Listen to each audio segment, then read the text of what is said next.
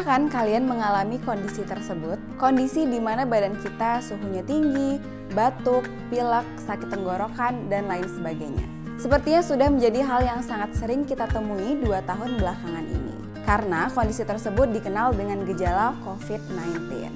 Tapi, tahukah kalian bahwa dalam kita hidup di lingkungan masyarakat, gejala itu tidak hanya berkaitan dengan kesehatan loh, melainkan juga sosial.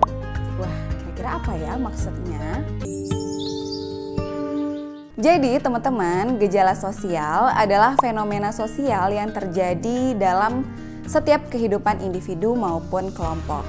Sehingga berbeda dengan gejala kesehatan, dengan gejala sosial yang akan kita pelajari kali ini. Karena dalam gejala sosial itu menyangkut aspek ekonomi, sosial, politik, budaya, dan juga moral. Tapi kenapa ya dikatakan dengan gejala? Nah, karena fenomena sosial tersebut dapat memicu munculnya permasalahan sosial. Di masyarakat kita cukup beragam gejala sosial yang dapat kita temui, yaitu perbedaan baik sosial, individu, maupun kelompok, kemudian multidimensi identitas, heterogenitas sosial, sosialisasi, dan pembentukan kepribadian, serta penyimpangan dan juga pengendalian sosial. Kita mulai dulu dengan perbedaan sosial, individu, dan juga kelompok. Kalian sadar nggak sih bahwa dalam kita hidup bermasyarakat ini, itu selalu dilandasi dengan adanya perbedaan, baik itu perbedaan agama, ras, bahasa, bahkan kekayaan sekalipun. Segala bentuk perbedaan tersebut itu tidak terlepas dari yang namanya sistem di masyarakat, berupa struktur sosial yang menjadikan kita sebagai individu maupun kelompok memiliki peran dan fungsinya masing-masing yang harus kita jalani. Maka dari itu akan selalu kita temui berbagai macam perbedaan. Perbedaan di masyarakat ini kemudian menyebabkan kita terhimpun dalam berbagai pengelompokan yang berbeda juga, yang terdiri dari 2 jenis perbedaan. Yang pertama ada yang namanya diferensiasi sosial, yaitu pengelompokan masyarakat secara horizontal dan stratifikasi sosial secara vertikal. Kita cari tahu perbedaan contohnya satu persatu. Siapa tahu di lingkungan sekitar kalian juga menemuinya. Karena diferensiasi sosial ini sifatnya horizontal, maka perbedaan yang terjadi tidak menyebabkan adanya pihak yang di atas ataupun yang di bawah, maupun pihak yang menguasai atau dikuasai.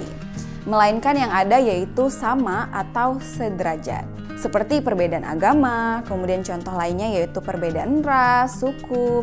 Meskipun di Indonesia itu sangat beragam dan juga terdapat salah satu agama yang mayoritas, itu bukan berarti perbedaan tersebut menyebabkan salah satu individu atau kelompok penganutnya memiliki kedudukan lebih tinggi.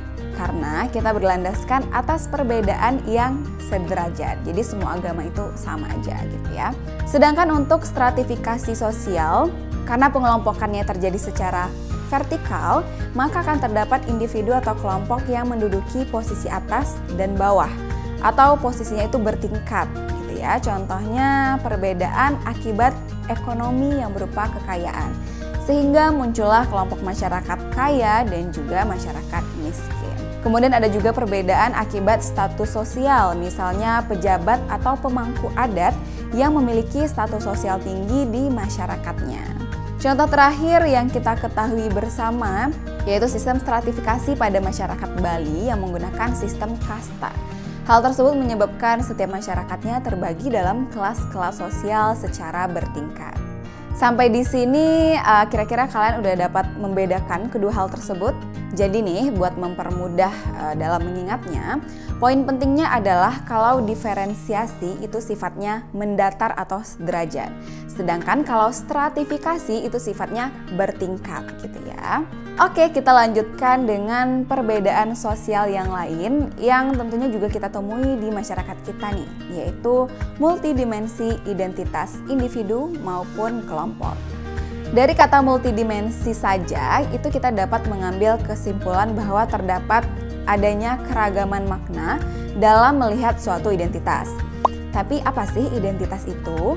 Jadi identitas itu adalah ciri yang melekat dan tertanam pada individu maupun suatu kelompok. Lalu kaitannya dengan multidimensi tadi bagaimana ya? Nah, begini nih teman-teman. Individu maupun kelompok tentu memiliki identitas, seperti tadi yang kita diskusikan sebelumnya, bisa identitas agama, pekerjaan, status sosial, dan berbagai identitas lainnya. Nah, identitas yang dibawa oleh individu maupun kelompok ini ternyata bisa juga memiliki beragam makna pada setiap lingkungan yang berbeda. Bahkan bisa jadi nih identitas tersebut tidak lagi diakui atau tanpa makna karena terjadi yang namanya multidimensi identitas. Yang mana hal yang mempengaruhinya itu adalah cara pandang terhadap identitas tersebut. Misalnya kalau di desa, dukun bayi itu masih sangat besar jasanya. Sedangkan ketika kita pergi ke masyarakat yang lebih modern, mereka tidak lagi mengandalkan hal tersebut karena lebih memilih yang lebih terpercaya, misalnya ke dokter anak gitu. Kemudian yang kedua, perubahan cara ukur terhadap identitas yang dimiliki. Contohnya, sering kita temui nih guru bimbingan belajar rumahan itu tetap dapat mengajar meskipun tanpa memiliki background pendidikan yang sejalur. Namun jika dia ingin menjadi guru di sekolah, maka keahlian yang ia miliki itu harus sesuai dengan kriteria yang dibutuhkan. Yang terakhir, adanya keragaman budaya setiap masyarakat. Kita ambil contoh yang tadi, pemberlakuan kasta di Bali. Nah, identitas berupa kasta yang dibawa oleh orang Bali itu tidak akan berlaku jika ia tinggal di lingkungan lain yang tidak menerapkan sistem kasta ini. Dan akan berlaku kembali jika ia berada di lingkungan yang menerapkan budaya tersebut. Nah, teman-teman, ketiga faktor itulah menjadi bukti adanya multidimensi identitas.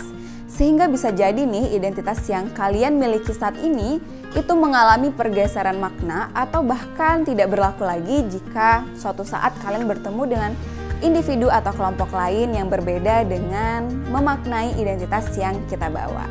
Gimana? Udah bisa dipahami? Sekarang kita lanjut ke perbedaan yang selanjutnya yuk, yaitu heterogenitas sosial dalam masyarakat. Berbeda dengan dua materi sebelumnya, heterogenitas sosial ini memiliki definisi keragaman sosial, yaitu keragaman yang dilandasi atas perbedaan fungsi dan juga peran yang kita jalankan di masyarakat. Sehingga heterogenitas sosial ini terbagi menjadi dua, yaitu berdasarkan profesi dan jenis kelamin. Kalau kita tinggal di lingkungan desa, keragaman profesi tidak sebanyak yang kita temui pada masyarakat kota. Hal tersebut terjadi karena adanya perbedaan individu maupun kelompok yang tinggal di lingkungan tersebut. Yang notabene masyarakat kota itu penduduknya lebih beragam sehingga berpengaruh juga terhadap keragaman profesi yang mereka jalani. Sedangkan untuk heterogenitas jenis kelamin saat ini sudah banyak mengalami pergeseran ya. Perbedaan fungsi serta peran laki-laki dan perempuan sudah semakin menipis. Seperti contohnya semakin sering kita temui bapak rumah tangga atau wanita karir. Hal tersebut menunjukkan bahwa peran dan fungsi yang mereka jalani itu sudah tidak lagi berdasarkan jenis kelamin, melainkan berdasarkan kemampuan mereka dalam menjalankannya. Nah, itu dia tadi keseluruhan materi kita hari ini. Memastikan sejauh mana pemahaman kalian terhadap materi yang baru saja kita diskusikan. Yuk coba kerjain latihan soal berikut yang udah Kak Pia siapin. Soal latihan nomor 1. Fenomena tersebut menggambarkan adanya perbedaan sosial yang terjadi antara Agus dan warganya, yaitu nomor 2. Solusi yang tepat untuk menangani masalah tersebut berdasarkan konsep perbedaan sosial adalah nomor 3. Berikut ini pernyataan yang tepat dalam menggambarkan multidimensi identitas adalah nomor 4. Benar atau salah bahwa heterogenitas sosial merupakan keragaman yang terjadi dalam masyarakat akibat banyaknya jenis kebudayaan di Indonesia sehingga mempengaruhi keanekaragaman dalam bidang pekerjaan dan jenis kelamin yang kita ketahui sampai saat ini. Gimana teman-teman? Udah selesai ngerjainnya? Yuk kita cek jawaban dan pembahasannya ya.